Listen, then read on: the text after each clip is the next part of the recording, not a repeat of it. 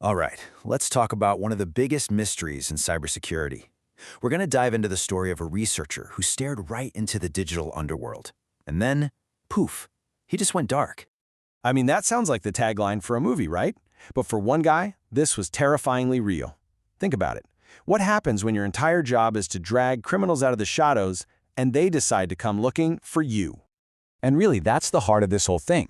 In 2010, one of the top guys in the field, a man known for calling out massive criminal rings, just vanishes. And the entire community that depended on his work, they were left with nothing but silence and a whole lot of very, very scary questions. Okay, so check out this timeline. He disappears in August 2010. But here's the crazy part. Nobody really says anything for almost 5 months. Then suddenly, in January, the entire tech world starts to panic. And then, just as suddenly as he vanished, he's back. He's safe. But there's absolutely no explanation. So you gotta ask, what on earth happened in those 5 months? All right, so let's break down the disappearance itself. You know, this wasn't just some random blogger taking a break from Twitter. This was a major voice in threat intelligence being completely silenced. And everyone's first thought, well, it was the worst-case scenario. And this quote from back then pretty much says it all. The immediate assumption was retaliation. See, Danchev wasn't just looking at malicious code, he was naming names. He was pointing fingers directly at the people behind the attacks. And you just don't do that without making some very, very powerful enemies. So, to really get why everyone was so freaked out, we need to understand who this guy Dancho Danchev actually was. What exactly was he digging into that made his disappearance feel like a death sentence?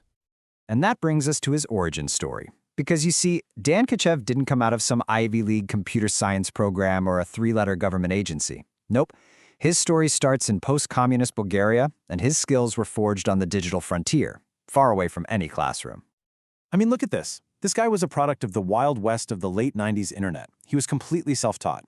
He learned his craft by just diving headfirst into hacking forums, reverse engineering malware just for the heck of it, and then sharing everything he found online. And that fierce independence, that became a superpower.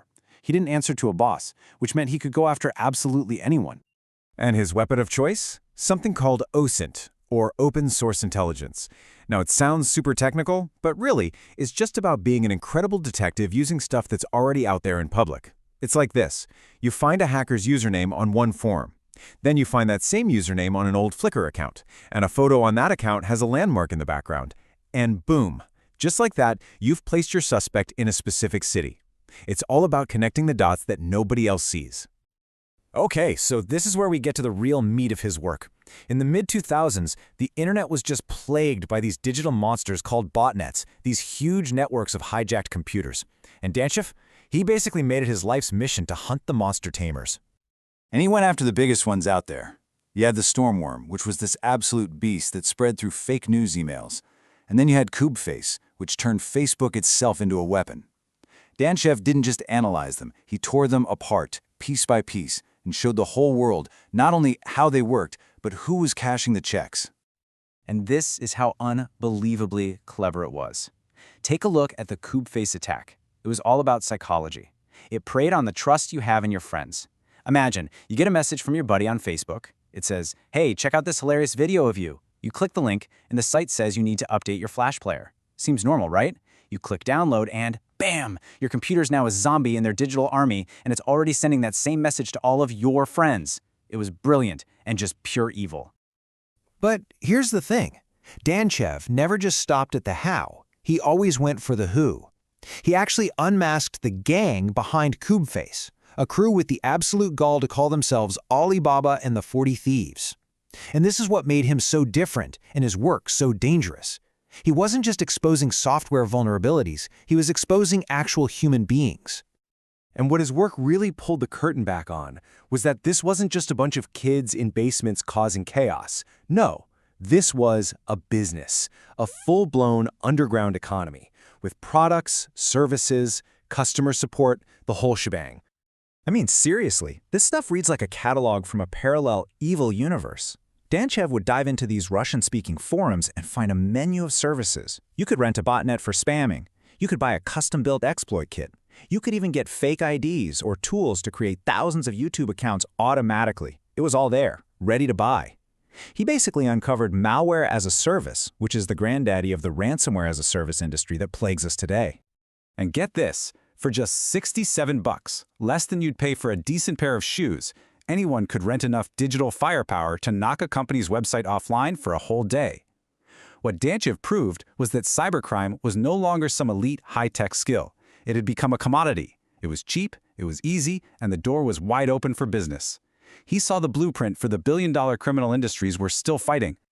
So, after 5 long months of absolute silence, Danchev came back. But the world he returned to, the digital landscape, it had been permanently altered. And in a lot of ways, he was the one who changed it. Look, everyone was massively relieved that he was safe, but his real legacy wasn't about his disappearance and return. It was about what he'd already accomplished. He showed that one single, determined person, armed with a laptop and a sharp mind, could hold the entire digital underworld accountable. When you really boil it down, his impact was huge in 3 main ways. First, he basically put OSINT on the map for a lot of people, showing the whole industry the power of public data. Second, he exposed the business of hacking, revealing it wasn't just mischief, it was organized crime. And finally, he kind of forced the big security companies to up their game. His independent research pushed the entire industry to become more proactive threat hunters, just like him. And I think that's his ultimate legacy, right? In a world of giant corporations and shadowy government agencies, Dancho Danchev was this fiercely independent voice. He proved that sometimes the most powerful weapon in cybersecurity isn't a billion-dollar budget, but one single, relentless researcher who simply refuses to look away. Which kind of leaves us with the big question for right now. Danchev's enemies were criminal gangs. But today, the biggest players in the game are often entire countries, right? State-sponsored attackers. So what does that mean for the next Dancho Danchev? In an age of digital superpowers, is there even room for an independent detective? Or has the game just gotten too big? That's definitely something to chew on.